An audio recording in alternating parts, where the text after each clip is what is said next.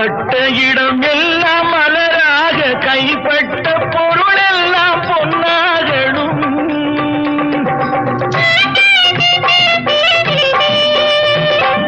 உன் கண்பட்டு வழிகின்ற நீரெல்லாம் ஆனந்த கண்ணீரே என்றாகணும். ஒரு 16 தான் பெற்று நீ வாழ, அதை பார்க்கின்ற என் உள்ளம் தாயாக. பூமழை தூவி வசந்தங்கள் வாழ்த்த ஊர்வலம் நடக்கின்றது.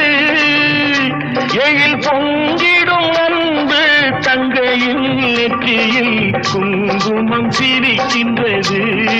மங்கள குங்குமம் சிரிக்கின்றது.